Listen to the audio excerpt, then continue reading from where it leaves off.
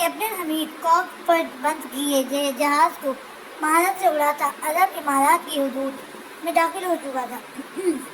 کسی بھی air traffic control نے اسے نہیں روکا تھا، بلکہ اسے شہزادہ فہد کریمی سمجھ کر راستہ دیا جا رہا تھا۔ سامنے اسکرین پر بڑے اڈے کا نقشہ تھا اور کیپٹن حمید اپنی منزل سے کچھ گام کے فاصلے پر تھا۔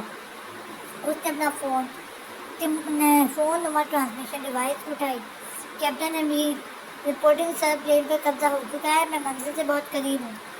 رات کے اندھیرے میں رگوں کو کاٹتے دونوں خون کا واہ کے جھونکے اس کے نازک سے وجود کو اڑا لے جا رہے تھے۔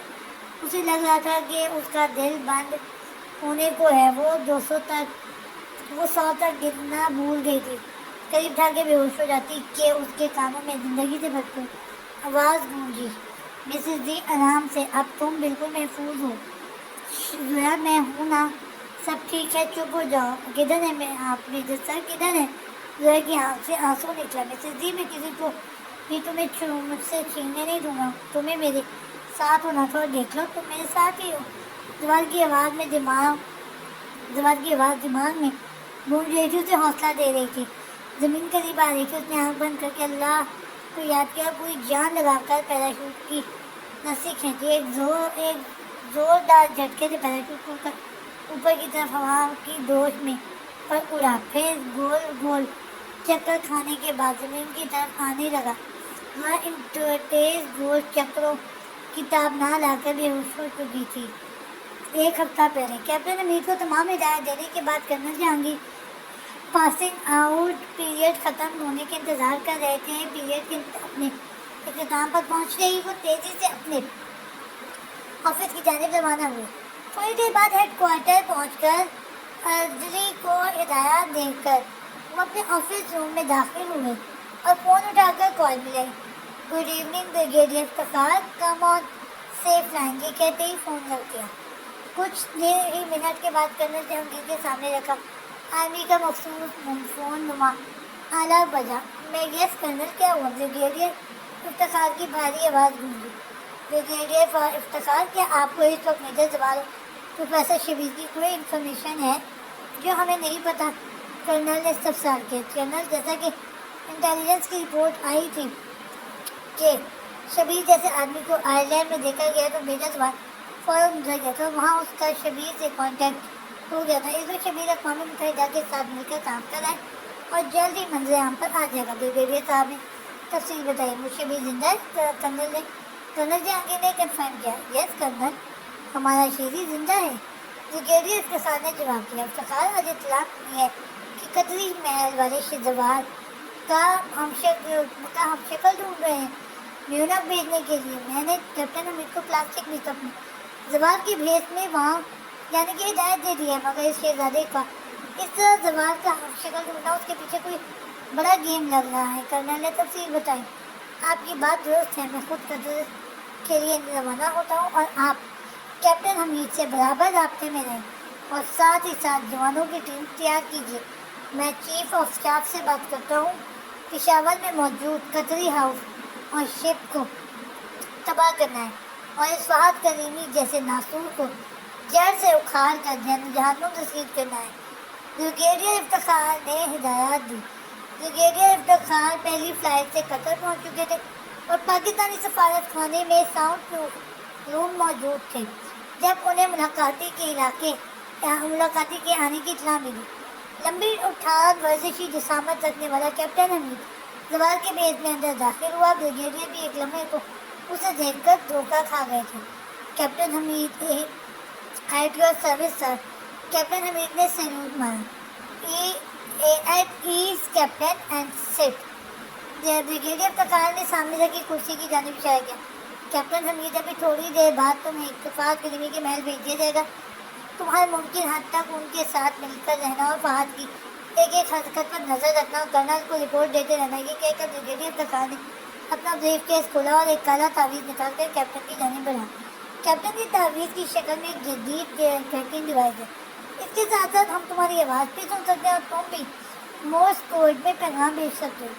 کیپٹن ہاتھ بڑھا کر تعویذ دیا اور اپنے گلے میں پہن لیا۔ گڈ لک کیپٹن، اور بریگیڈیئر افتخار نے کہا اور کیپٹن حمید سلام کرتا اپنے مشن پر روانہ ہو گیا۔ بریگیڈیئر افتخار کیپٹن حمید کے گلے میں موجود تعویذ نما ڈیوائس میں موجود مائکرو فون کے ذریعے دشمن کی ایک ایک حرکت سے واقف ہو رہے تھے، اور جب انہیں یہ پتا چلا کہ زویا سر فورٹ کے پاس ہے تو ان کا غصے سے برا حال تھا۔ جو بھی تھا زوال کو زویا کو چارہ بنا کر نہیں ڈالنا چاہیے تھا۔ انہوں نے سوچ لیا تھا کہ اس مشن کے بعد زوال کو اور شبیر کو سبق سکھانا ہے۔ کیپٹن حمید زویا کو بحفاظت لے کر فہد کریمی کے جہاز میں لے کر نکل گیا تھا۔ اس نے گولڈ وائز میں آگے کی ہدایات مانگی تھی۔ جنرل جہانگیر آرمی کے جوانوں کے ساتھ میجر دلاور کی نگرانی میں بلوچستان میں موجود قطری شہزادے کی محل نما رہائش کی گھیرا بندی کر چکے تھے۔ اندر کئی دہشت گرد موجود تھے جو انسانی اسمگلنگ سے لے کر ڈرگس کی اسمگلنگ تک میں ملوث تھے۔ یہ محل ان کی پناہ گاہ اور عیاشی کا گھر تھا۔ کئی معصوم بچیاں ان کی وحشت اور بربریت کا نشانہ بن چکی تھی، مگر حکومت نے اس معاملے پر اپنی آنکھیں بند کر رکھی تھی۔ یہ پاک آرمی کا آپریشن تھا۔ اشارہ ملتے ہی جوانوں نے دعویٰ بول مار دیا تھا۔ اس آپریشن کی خاص بات یہ تھی کہ کسی کو بھی زندہ نہیں چھوڑنا تھا۔ چن چن کر ان کے وجود سے پاک سرزمین کو پاک کرنا تھا اور مغوی بچیوں کو آزاد کرانا اور اسلحہ کو اپنے قابو میں لینا تھا۔ ایک طرف پاک فوج کی جوان اس آپریشن میں مصروف تھے تو دوسری جانب فضا میں موجود کیپٹن حمید کو ہدایت دی جا چکی تھی کسی بھی حکومتی اور بیرونی دباؤ کی پرواہ کیے بغیر قطر کے نواحی علاقے میں موجود تنظیم کے سب سے بڑے تربیتی اڈے کو تباہ کرنا تھا۔ اس عمل سے ان دہشت گردوں کی کمر ٹوٹ جانی تھی۔ ہیلی کاپٹر تیز رفتاری سے اپنی منزل کی طرف گامزن تھا۔ سامنے ڈیجیٹل اسکرین پر قطر کا نقشہ پھیلا ہوا تھا۔ زوال شارٹ کٹ استعمال کرتے ہوئے ایئر ٹریفک کنٹرول کی مدد سے قطر کی طرف گامزن تھا۔ پچھلی سیٹ پر زخمی وجود کی فہد کریمی بلال کے ساتھ بیٹھا ہوا تھا۔ حالات کے پلٹنے پر حیران و پریشان فہد کریمی ابھی بھی ہار ماننے کو تیار نہیں تھا۔ اس کے پیچھے ہاتھ پیچھے کی جانب سختی سے بندے ہوئے پوری کوشش کر رہا تھا کہ کسی طرح اپنی انگلی کو حرکت میں لا کر اپنی انگوٹھی میں نصب ہیرے کے اندر چھپے پینک بٹن کو دبا سکے، جس سے تنظیم والوں کو خطرے کا سگنل مل جاتا اور ہیلی کاپٹر کے وہاں پہنچنے سے پہلے ہی ان کے استقبال کی تیاری ہو جاتی۔ بلال کے چکنا بیٹھنے کی وجہ سے فہد کریمی زیادہ ہل جل نہیں پا رہا تھا۔ تبھی اس نے زوال کو مخاطب کیا، میرے زوال، میں تمہارا ساتھ دینے کو تیار ہوں، مجھے آزاد کر دو، میں تمہیں سارے ٹھکانے اور رات بتا دوں گا، بلکہ ایسا کرو تو تم ان محترمہ کو میرے ساتھ محل میں بھیجو اور خود تنظیم کے اڈے پر چلے جاؤ، میں ساری فائز اور اسلحہ محترمہ کی حوالے کر دوں گا۔ بلال، تم اس کمینے کریمی کو چپ کرواتے ہو یا میں آؤں؟ صوفیہ نے فہد کریمی کی بات کاٹتے ہوئے بلال سے کہا۔ میجر بلال، اس کو شاید اندازہ نہیں کہ محترمہ کے ہاتھوں ہی اس محترم کا قیمہ بننے والا ہے۔ زوال نے بلال کو بیک میرر سے دیکھا۔ زوال بھائی، یہ تو محترمہ کے ہاتھوں کی مار بھی تبرک سمجھے گا، اس سے تو میں نپٹوں گا۔ بلال نے مسکرا کر کہا۔ یہ لوگ اردو میں بات کر رہے تھے جو فہد کریمی کے سر سے گزر رہی تھی۔ منزل قریب آ رہی تھی، دونوں چوکنے ہو چکے تھے۔ صحرائی علاقے میں موجود بڑے بڑے ٹیلوں کے درمیان میں دہشت گردوں کا اڈا نظر آ رہا تھا۔ میجر، اس اڈے کی دیواروں کی نچلی سمت دیکھیں، یقیناً اندر زمین ڈوز بھی کوئی عمارت موجود ہے۔ نائٹ گوگلز لگائے صوفیہ نے سنجیدگی سے کہا۔ زوال نے اس بات سے ہلا اور ہیلی کاپٹر کو ایک بڑے سے ریت کے ٹویلے کی پیچھے اتار لیا۔ ایجنٹ صوفیہ، تم یو ایس بی ریڈی رکھو، تمہارا کام ان کے ماسٹر کمپیوٹر تک رسائی حاصل کرنا کر کے ڈیٹا چرانا ہے تاکہ ان کے دنیا بھر میں پھیلے نیٹ ورک کی ساری تفصیل ہمارے پاس ہو۔ کہہ کر زوال بلال کی جانب مڑا۔ میجر بلال، تم بیک اپ میں رہو، میں اس فہد کریمی کے ساتھ اندر داخل ہو جاؤں گا۔ تم اور صوفیہ آگے اندر جاتے ہی تینوں نے بکھر جانا ہے۔ بلال اور میں دائیں اور بائیں فائرنگ شروع کریں گے۔ صوفیہ، تم اس افراتفری کا فائدہ اٹھا کر کمپیوٹر روم میں کام کرو گی۔ Understand? Team morale high team. Yes major, morale high major, Sofia Bilal نے ایک ساتھ جواب دیا۔ تم لوگوں کا دماغ درست ہے؟ اندر ہزاروں کی تعداد میں اسلحہ سے لیس تنظیم کے ورکرز موجود ہیں۔ یہ تو سراسر خودکشی ہے۔ فہد کریمی حیرت سے بول اٹھا۔ ہم اپنے سر سے کفن باندھ کر گھر سے نکلتے ہیں، جو سامنے ہے وہ ہے، آگے کی فکر ہمیں نہیں ہے، زوال نے جواب دیا۔ دیوانے تو گئے ہو تم؟ فہد نے کندھے اچکائے۔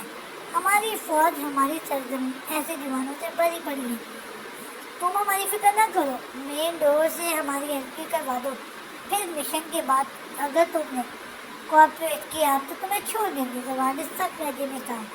زوال اور فہد کریمی آگے بڑھ رہے تھے، ان کے پیچھے ہی صوفیہ اور بلال تھے۔ اندر پہنچ کے فہد کریمی نے اپنے دائیں آنکھ سیکیورٹی اسکینر پر رکھی اور دروازہ کھل گیا۔ وہ تینوں بڑی تیزی سے اندر داخل ہو رہے تھے، احاطہ پورا ویران تھا۔ زبان نکلتے جاتے اچانک مڑ کر فہد کریمی کے سر پر زور سے گن کا دستہ مارا، جس سے وہ بے ہوش ہو کر گر گیا۔ اسے سامنے بوریوں کے پیچھے لٹا کر زبان نے ہاتھ اٹھا کر مشن اسٹارٹ کرنے کا اشارہ کیا اور گن سنبھالتا دائیں جانب مڑ گیا۔ اس سے پہلے صوفیہ بھی روانہ ہوتی، بلال نے اس کا ہاتھ پکڑ کر اسے روکا۔ کیا وہ مجھے دیر ہوئی ہے؟ صوفیہ جی رہی۔ صوفیہ وعدہ کرو اپنا خیال رکھوں گی، میں اس بات تمہیں کھونے کا رسک نہیں لے سکتا، بلال نے آنچ دیتے لہجے میں کہا۔ صوفیہ نے چند لمحے اس کی آنکھوں میں دیکھا، اس بات میں سہنا۔ اوکے صوفیہ، جلد ملتے ہیں، یا تو غازی بن کر یا جامع شہادت پا کر جنت میں۔ بلال اس کا ہاتھ آزاد کرتے ہوئے بولا اور بھاگتے ہوئے بائیں جانب غائب ہو گیا۔ تھوڑی دیر میں پوری عمارت گولیوں کی آواز سے گونج اٹھی تھی۔ بریگیڈیئر افتخار کو زویا کے صحرا میں اتارنے کی اطلاع مل چکی تھی، وہ ابھی جیپ میں بیٹھ کر روانہ ہوئی تھی کہ کرنل کی کال آ گئی۔ بریگیڈیئر افتخار، زویا بیٹی کو پیراشوٹ سے اتار دیا گیا ہے اور ہم آپریشن شروع کر رہے ہیں، آپ کیپٹن امیر سے کانٹیکٹ میں رہیں، وہ جہاز پر قبضہ کر چکا ہے، کرنل نے انفارم کیا۔ کرنل سے بات کرنے کے بعد بریگیڈیئر افتخار نے کیپٹن امیر کی فریکوینسی ملائی۔ Captain, what's your plan? Sir, میں چند گھنٹوں بعد ان کے اڈے پر پہنچ جاؤں گا، ان ہزاروں کی تعداد میں موجود دہشت گردوں اور ان کے باوردی اسلحہ کو تباہ کر دوں گا۔ کیپٹن، کوئی اور طریقہ؟ انہوں نے بلا کی سنجیدگی سے پوچھا۔ نہیں سر، ان کی پوری آرمی کو موت کی گھاٹ اتارنے کے لیے یہی واحد طریقہ ہے کہ میں یہ جہاز ان کے اڈے پر گرا دوں گا، کیپٹن امیر نے جذبہ شہادت پانے کی شدت سے دو چار لہجے میں کہا۔ بریگیڈیئر افتخار کیپٹن امیر سے بات کرنے کے بعد صحرا کے وسط میں پہنچ چکے تھے اور اب نائٹ ویژن دور بھی آنکھوں سے لگائے اور آسمان کی طرف دیکھ رہے تھے۔ چاند کی روشنی پھیلی ہوئی تھی، جب انہیں دور سے بلندیوں پر سے کوئی وجود گرتا ہوا نظر آیا، انہوں نے فوراً فوکس کیا۔ یہ یقیناً زویا تھی، جو تیزی سے زمین کی جانب آ رہی تھی۔ زویا بیٹی، خدا کے لیے پیراشوٹ کھولو، وہ زمین سے قریب تک ہوتی جا رہی تھی۔ یا اللہ، اس بچی کو کی مدد کر۔ بریگیڈیئر افتخار نے دعا مانگی۔ زمین سے بہت قریب پہنچ کر پیراشوٹ کھل گیا تھا اور ایک جھٹکے سے دوبارہ فضا میں بلند ہوا تھا۔ اب وہ گاڑی میں بیٹھے اس پیراشوٹ کا پیچھا کر رہے تھے۔ کافی آگے جا کر زویا زمین پر گری اور سارا پیراشوٹ اس پر آ گرا۔ بریگیڈیئر صاحب جیپ سے اتر کر اس کی طرف بھاگ گئے۔ زویا زمین پر بے ہوش پڑی تھی۔ افتخار صاحب نے اس سے اٹھا کر جیپ کی پچھلی سیٹ پر اسے آرام سے لٹایا اور اب ان کا رخ پاکستانی سفارت خانے کی طرف تھا۔ وہ جو لوٹے دماغ کے ساتھ اس نے آنکھیں کھولی تو چاروں طرف روشنی بکھرتی کر بھی نرس اس پر جھکی ہوئی تھی اور وہ ایک جھٹکے سے اٹھ بیٹھی۔ کن خدا کن حضرہ۔ نرس نے اس کے کندھے پر ہاتھ رکھا۔ تبھی دروازہ کھلا اور باوقار سے بریگیڈیئر افتخار اندر داخل ہونے۔ زویا انہیں دیکھتے ہی پہلے حیران اور پھر بالکل پرسکون ہو گئی۔ سلام پاپا انکل۔ وعلیکم السلام بیٹی، اب کیسا محسوس کر رہی ہو؟ بریگیڈیئر افتخار نے پاس آ کر شفقت سے پوچھا۔ زویا انہیں اپنے بارے میں بتانے لگی۔ وہ کریٹ کر اس سے ساری تفصیلات پتہ کر رہے تھے۔ زویا بیٹی، آپ میرے ساتھ ہو۔ وہ زویا کو لے کر اندر ڈاکٹر کے کمرے کی جانب بڑھے۔ ڈاکٹر صاحب، کیا آپ نے اپنے سرجیکل آلات سے ہماری بیٹی کے گلے میں پڑی یہ چین اور کانوں کے ٹاپس کاٹ کر اتار سکتے ہیں؟ ڈاکٹر سے سلام دعا کرنے کے بعد انہوں نے اپنا مدعا بیان کیا۔ پاپا انکل، یہ پاپا کا تحفہ ہے۔ ذرا تڑپ کر بولی۔ بیٹی، ان کے اترتے ہی وہ تمہارا نہ معقول باپ اور نہ ہنجار شوہر تیر کی طرح سیدھے ہو کر تمہارے پاس آئیں گے، افتخار صاحب نے کہا۔ کیا بابا مل گئے؟ زویا کی آنکھوں میں چمک اتاری۔ وہ کھویا ہی کب تھا۔ چلو اب بس، اب چپ چاپ یہ زنجیر اور ٹاپس اترواؤں، افتخار صاحب گویا ہوئے۔ ڈاکٹر نے بڑی احتیاط سے زویا کے گلے اور کان سے جلدی کاٹ کر اتار دی اور پلاسٹک میں بند کر کے افتخار صاحب کو دے دی۔ چلو بیٹی زویا، افتخار صاحب نے چلنے کا اشارہ کیا۔ وہ زویا کو لے کر پاکستانی سفیر کے گھر پہنچے۔ بیٹا، آپ ادھر آرام کرو، میں صبح تک آتا ہوں۔ پھر ہم باپ بیٹی مل کر پاکستان چلیں گے. انہوں نے زویا کو ہدایت دی. پاپا انکل کو مرزا صاحب اور بابا وہ کدھر ہیں؟ زویا نے ہچکچاتے ہوئے پوچھا. بیٹا ابھی آپ ان دونوں سے نہیں ملو گے جب تک انہیں یہ احساس نہیں ہو جاتا کہ انہیں آپ کے جذبات سے نہیں کھیلنا چاہیے تھا. تب تک آپ میرے مری کے کاٹیج میں رہو گی, ٹھیک ہے؟ وہ اس کا سر پیار سے ہلاتے ہوئے بولے. بریگیڈیئر پرکاش زویا کو چھوڑ کر اپنی جیپ میں دوبارہ صحرا کی طرف جا رہے تھے اور ان کے لب بیچے ہوئے تھے اور چہرے پر تفکر تھا. پاکستانی فوج کا ایک جیلا جان باز سپاہی اپنی جان قربان کرنے والا تھا اور ان کے سگنل کا انتظار کر رہا تھا. کیپٹن امیر جہاز کو اڈے کے اوپر لے آیا تھا اور اب جہاز گول دائرے میں اڈے کے اوپر گھوم رہا تھا. اسے بریگیڈیئر پرکاش کے آخری اشارے کا انتظار تھا. پاکستان میں قطری محل پر زیر اور یہاں حملہ ایک وقت پر کرنا تھا. جمال اور بلال فائرنگ کرتے ہوئے آگے بڑھ رہے تھے. صوفیہ کے کمرے کو چیک کرتی کمپیوٹر روم میں پہنچ چکی تھی اور اب دروازہ اندر سے بند کر کے کمپیوٹر کو چیک کرنے لگی تھی. چند منٹ کی کوشش کے بعد وہ پاس ورڈ لگانے میں کامیاب ہو چکی تھی اور اب سامنے اس دنیا میں موجود ہر ملک میں ان دہشت گردوں کے عہدے کی تفصیلات مقامات اور ان کے اراکین کی ساری معلومات نظر آئی. کہ افسوس کا مقام تھا کہ اسلام کے نام پر قائم یہ دہشت گرد تنظیمیں زیادہ تر یہودیوں اور عیسائیوں کی زیر نگرانی چل رہی تھی اور مسلم امہ کی جوانوں کو جہاد کے نام پر گمراہ کر کے برین واش کیا جا رہا تھا. یہ سب دین اسلام اور دنیا اسلام کو تباہ و برباد اور بدنام کرنے کی ایک بہت بڑی منظم سازش تھی. اور گزرا صوفیہ کے پاس زیادہ کام زیادہ اور وقت کام تھا. وہ چلے کی ساری فائلز اور زیادہ ڈیٹا ٹرانسفر کر کے بھی آدھا کام باقی تھا جب صوفیہ نے ایک نظر کمپیوٹر اسکرین پر ڈالی جہاں سے سارا ڈیٹا پاکستان کے ہیڈ کوارٹر ٹرانسفر ہو رہا تھا اور بھی 50% ٹرانسفر باقی تھا. جب کمرے کے دروازے کی ہلکی سی چہچہاہٹ کی آواز کانوں میں پڑی. صوفیہ نے تیزی سے پلٹ کر دیکھا. شہزادہ فہد کریمی کو تھوڑی دیر بعد ہوش آیا. وہ بوریوں کے ڈھیر میں کے پیچھے پڑا ہوا تھا اور آس پاس سے بغداد اور گولیوں کی چہچہاہٹ کی آواز آ رہی تھی. وہ پوری جان لگا کر اپنے پشت پر بندے ہاتھ کھولنے میں مصروف تھا. اور بالآخر وہ مجھے کے ہیرے کی دار سے رسی کاٹنے میں کامیاب ہو چکا تھا. دونوں ہاتھوں کو سہلاتا کلائیوں کو گھماتا ہوا وہ اٹھ کھڑا ہوا تھا. اس کی آنکھوں میں شاطرانہ چمک تھی.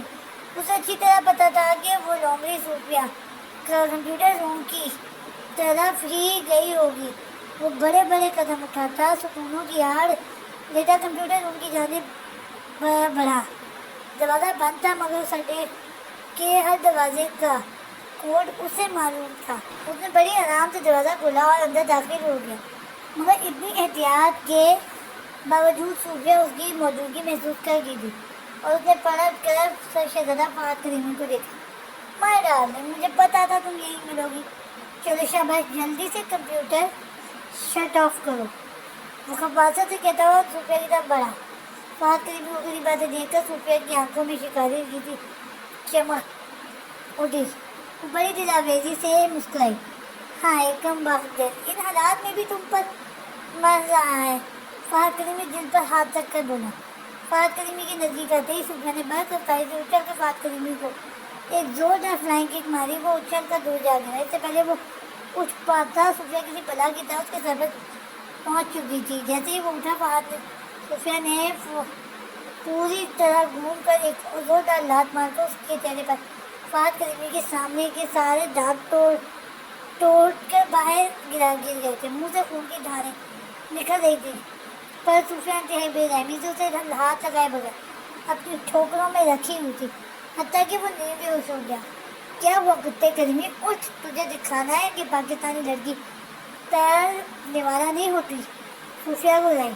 پھر پلٹ کر اس کے سامنے موجود الماری کا شیشہ توڑا اور ایک بڑا نوکیلا ٹکڑا اٹھا کر بڑی بڑی نرمی سے فہد کریمی کی آنکھوں میں گھسا دیا. جو ہمارے ملک اور قوم پر گندی نظر ڈالتے ہیں انہیں ہم بھی اتنی آسانی سے مرنے نہیں دیتے بلکہ ایک عبرتناک انجام سے دوچار کرتے ہیں. صوفیہ نے کہا اور پھر دونوں ہاتھوں سے اس کی گردن پکڑ کر بڑھو دی. فہد کریمی اپنے انجام کو پہنچ چکا تھا. صوفیہ نے بڑے آرام سے اپنے ہاتھ جھاڑے اور مڑ کر کمپیوٹر کی جانب بڑھی. جیسا ڈیٹا ٹرانسفر اپنے اختتام کو تھا. باہر سے شور کی آوازیں بڑھتی جا رہی تھی. پورا ڈیٹا کمپیوٹر سے ISI کی head office online transfer ہو چکا تھا. صوفیہ نے جلدی سے کمپیوٹر کو بند کیا اور فہد کریمی کی لاش کو پھیلاتے ہوئے باہر نکل گئی. زوال اور بلال گولیوں کی بچھاڑ میں آگے بڑھتے بڑھتے ایک دوسرے سے مل چکے تھے. میجر بلال بھائی کی طرف جو ان پر ایسے قابو پانا مشکل ہے, ہمیں ان پر ہیلی کاپٹر سے حملہ کرنا ہوگا. زوال اب سامنے پڑے راکٹ لانچر کو اٹھا کر بلال کی سمت بڑھتا ہوا بولا. بلال کو لانچر دے کر زوال نے کان پر لگے بلوٹوتھ ڈیوائس سے صوفیہ کو رابطہ کیا. ایجنٹ بھائی کی جانب فوراً گو ٹورڈز ہیلی کاپٹر, ایئر اسٹرائک کرنی ہوگی. زوال نے ہدایت دی. میجر بلال وقت کم ہے, گو اینڈ آرڈر.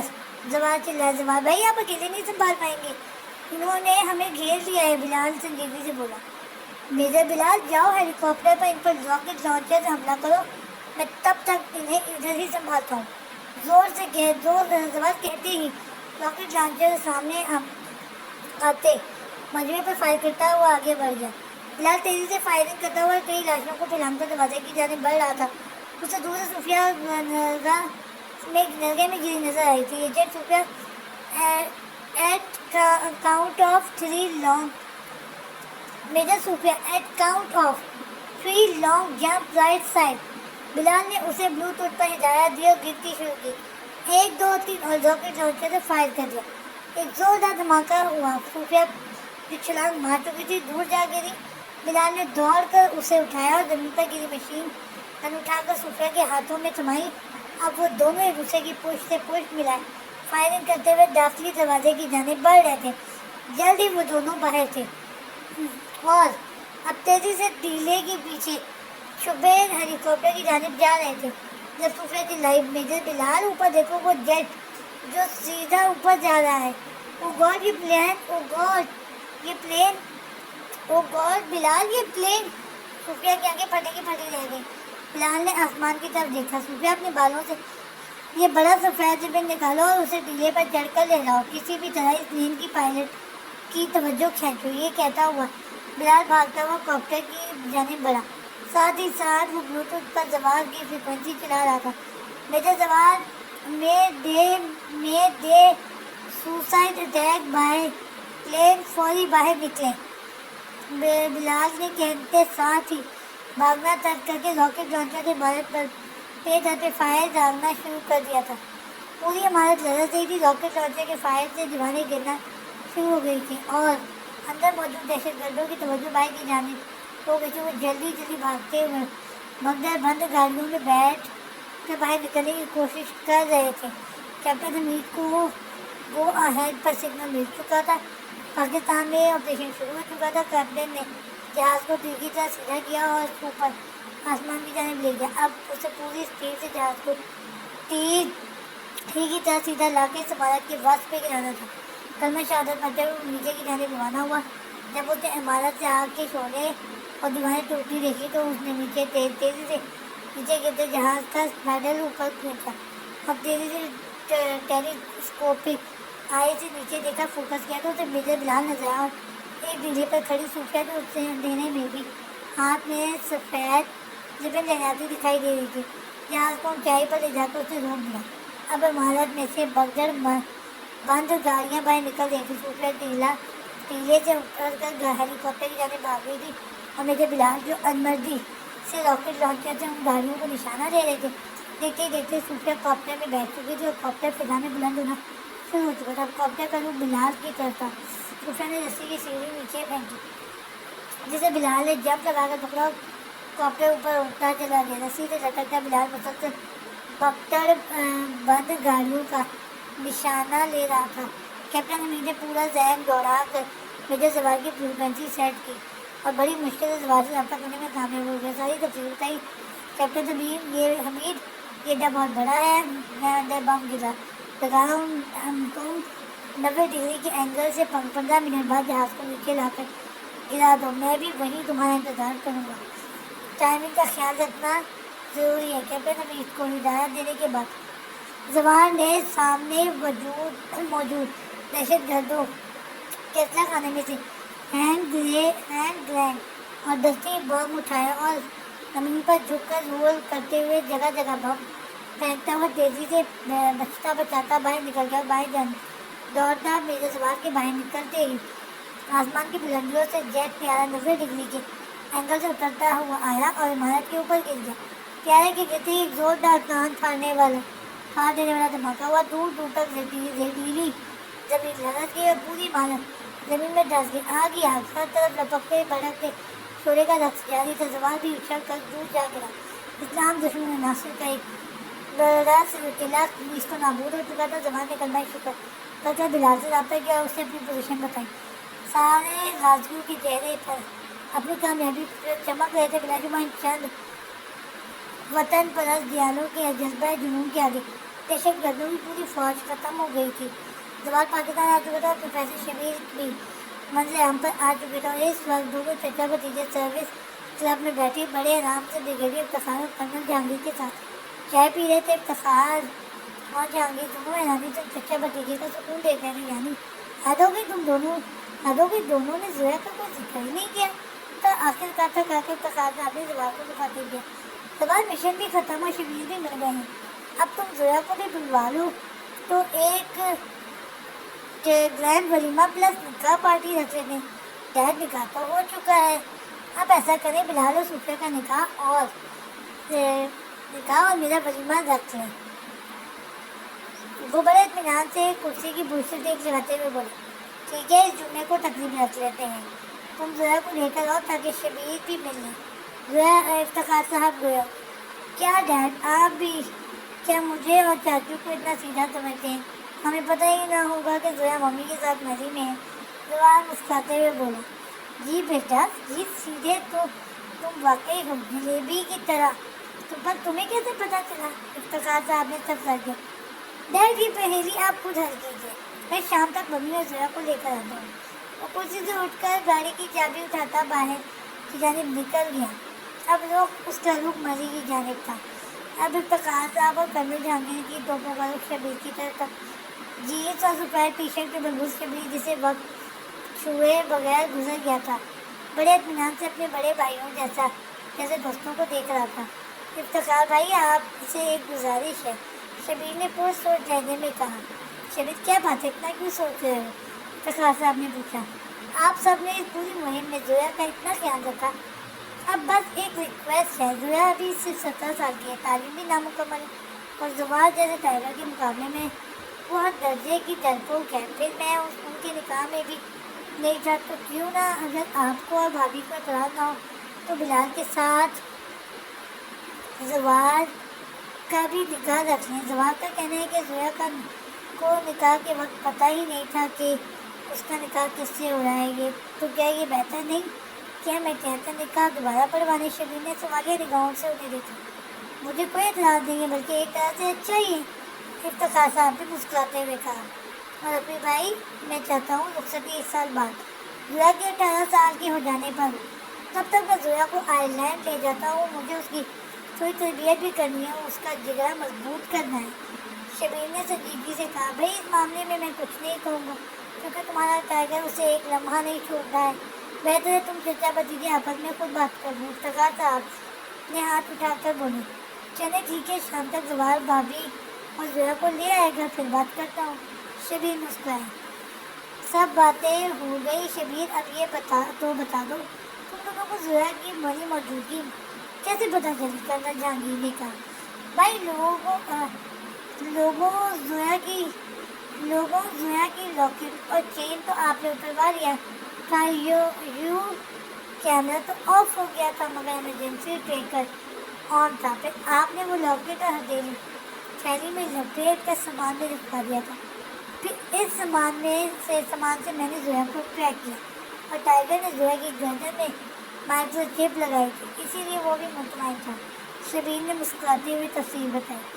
بلال اس وقت صوفیہ کو لینے اس کے گھر آیا تھا۔ انٹرکام پر اطلاع دینے کے بعد دروازے پر موجود چوکیدار نے دروازہ کھولا۔ سامنے ہی ایک کیوٹ سی شہد رنگ گھنگھرالے بال اور ویسی ہی آنکھوں والی پرکشش کی گول بٹور بچی کھڑی تھی۔ بلال کو دیکھتے ہی وہ لپک کر اس کے پاس آئی۔ آپ تو وہ انکل ہیں نا جنہوں نے ہمارے اسکول میں گندے آدمی کو مارا تھا؟ وہ کانوینٹ زدہ لہجے میں بولی۔ بلال بھی دیکھ کر حیران تھا۔ بولیا، آپ کون ہو اور ادھر کیا کر رہی ہو؟ بلال نے اس کے سر پر ہاتھ رکھا۔ انکل، میں مار گیا ہوں، اور یہ میرا گھر ہے اور آپ شاید صوفیہ کو ملنے آئے ہیں۔ سنجیدگی سے بولی، اتنے میں سفید کر میری شلوار میں اجرک اوڑھے صوفیہ اندر سے نمودار ہوئی۔ کیا ماریہ تم بلال کو ابھی تک اندر لے کے کیوں نہیں آئی؟ صوفیہ بلال کو سلام کرتے ہوئے ماریہ سے مخاطب، آئیے اندر چلیے، صوفیہ نے کہا۔ بلال صوفیہ اور ماریہ کے ساتھ اندر داخل ہوئے۔ بڑے سے سجے ڈائننگ روم میں بیٹھا، تبھی صوفیہ نے اسے مخاطب کیا، یہ میری پیاری سی بیٹی، میری چھوٹی بہن ماریہ ہے، جس کا بام آپ نے ڈیفیوز کیا تھا۔ اور ماریہ، یہ بلال کل جن کے پیرنٹس آئے تھے۔ صوفیہ نے تعارف کروایا۔ بلال انکل، کیا آپ واقعی صوفیہ سے شادی کریں گے؟ ماریہ نے بلا کی سنجیدگی سے پوچھا۔ جی بیٹا، ارادہ تو ہے، بلال بولا۔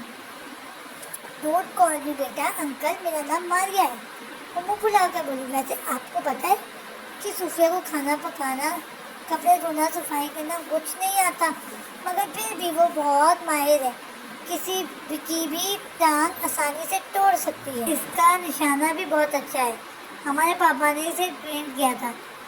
باپ کو یاد کر کے ماریہ کی آنکھوں میں افسردگی چھا گئی۔ بلال نے بڑے پیار سے اس گول مٹول پیاری سی بچی کو دیکھا اور اسے گودی میں اٹھا کر اس کے پھولے چھولے سیب سے گال چومے۔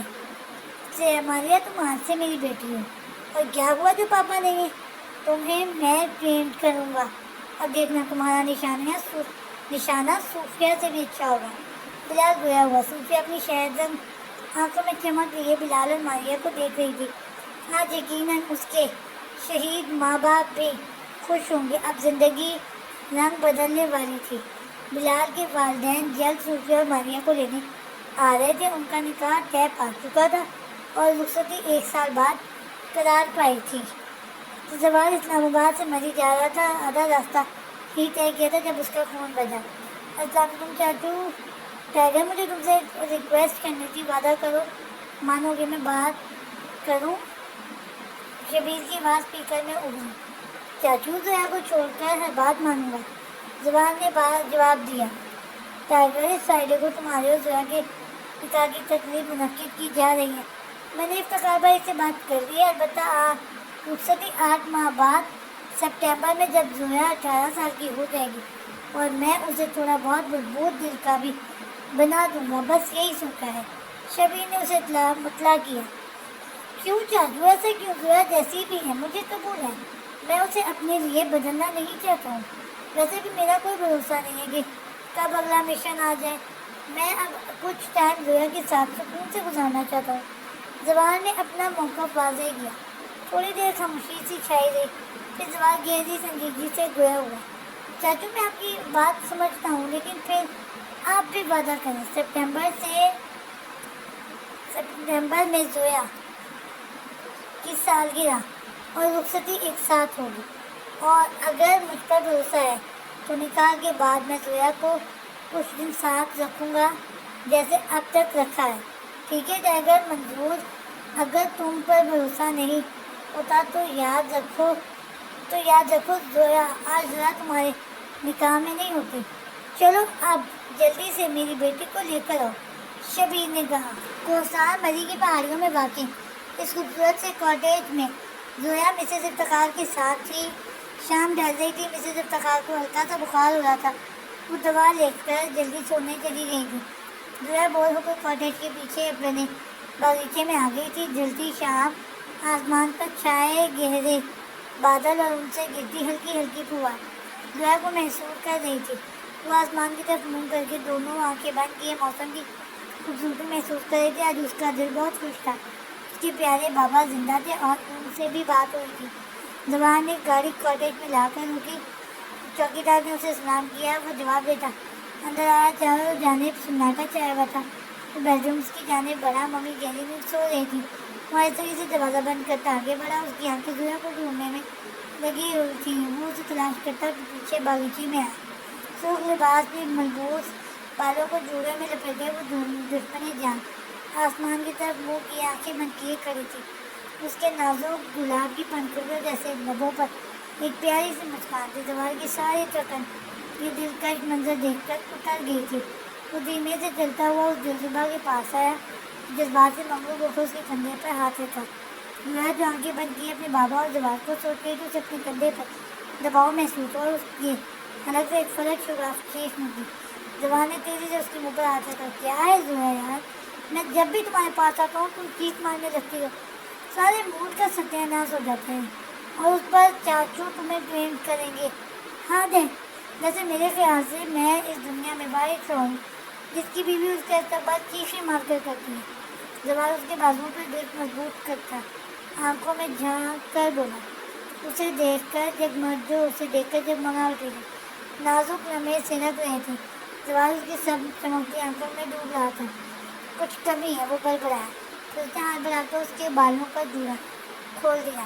لمبے سلکی سنہری بالوں کی آبشاروں سے گھٹا سی چھا گئی۔ اب ٹھیک ہے، زوال اس کے شان سے زد پر چہرے کو دیکھتے ہوئے اس کے بالوں میں منہ چھپا گیا۔ وعدہ کرو زویا، میرے ہر مشن سے واپسی پر میری ساری ٹکر اپنے وجود سے اتارا کرو گی۔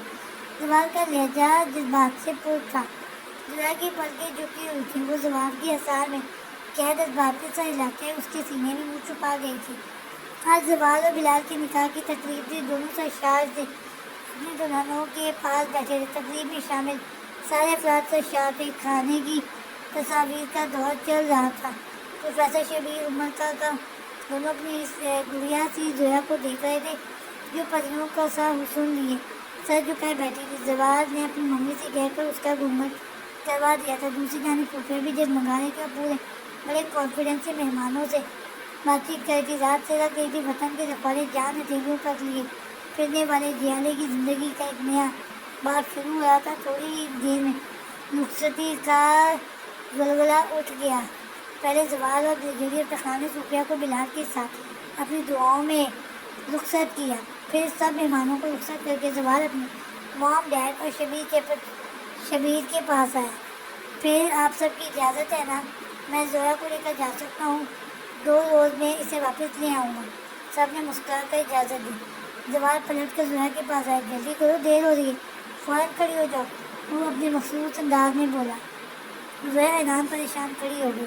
وہ اسے گاڑی میں بٹھا کر اپنے گھر لایا۔ جلدی سے لباس تبدیل کرو، ہمیں آگے جانا ہے۔ اس کے دلکش سراپے سے نظریں چراتا ہوا بولا۔